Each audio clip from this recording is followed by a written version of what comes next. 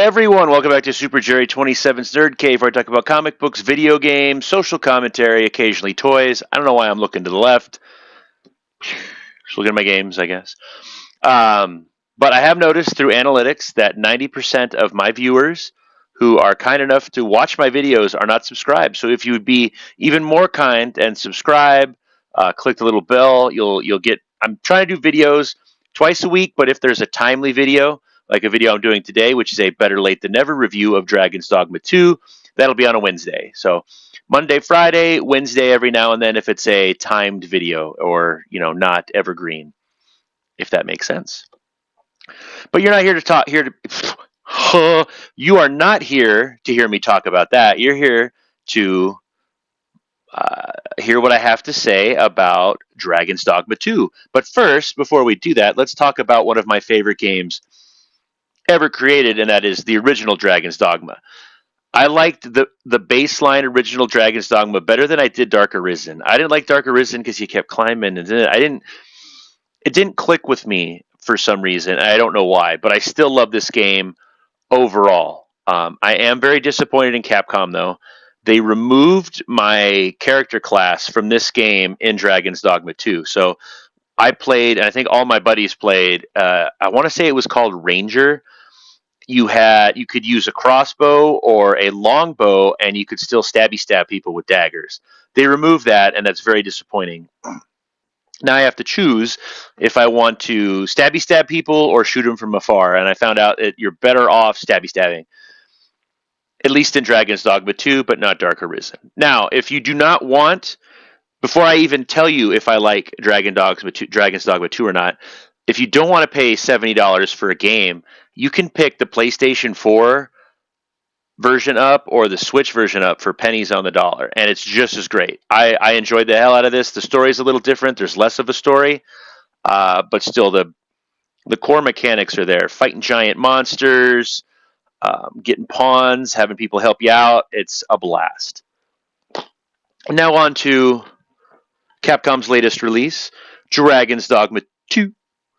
A game 12 years in the fucking making. I mean, had I lived in Japan, I would have been able to play Deep Down on my PlayStation 3, but unfortunately, I'm too tall to live in Japan. We'll just go with that. But I put about 10 to 15 hours in this game. I will say, at first, it was insanely frustrating. I kept dying, kept getting my ass kicked. I forgot some of the mechanics from the original game. Like, one of the things I hate the most in this game is you'll take damage, right? And that damage will eat up your health bar, and then you won't be able to regenerate your full health bar because of some certain damage you had. You have to go camp to do it. And if you can't find a camping spot in between giant enemies, or if you don't have a fairy stone to get you to safety, you better get good, boy. I tell you what. If you're a fan of Monster Hunter, you will like this game because you fight monsters, you camp, and you cook items to build your attributes for the next morning, which is pretty sweet. You can enlist up to 3 pawns. Well, yeah, you can, because you can create your own pawn, which goes off into other worlds, and if you have friends, they will hook your pawn up and possibly hook you up, because some of my friends have more time to play than I do. And you can borrow their pawns, who are also like leveled up and kind of know what to do. If they've already done the mission you're on, they will lead you straight to it. They can bring you things. They're great, but you have to find a nice mix of the 4 pawns. Like I said, I'm a stab right now, so I've got a mage for health and long range. I've got an archer for long range, and I've got another stab, so that everything's covered, if that makes sense. Trying to think what else. I mean, the awesomeness of this game kind of removes that character class is not there, and that stupid mechanic of like your body degrades, which it does. I'm old now, and my knees, back, hips, neck, shoulders, elbows, fingers all tell me that I'm a fucking old man. Yeah, Epsom salts for the win. But this one has more of a story, I will say that. So this is all takes place within the first 10, 15 hours of the game, so I don't believe it's spoilers, so I'm going to say it.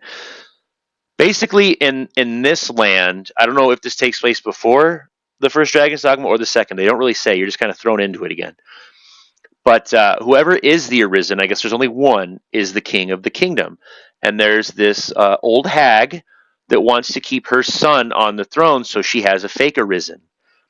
And your job is to do quests that gain you notoriety so that people won't question you when you're made known to the populace and public and this, bitch who wants to steal your throne, flat out.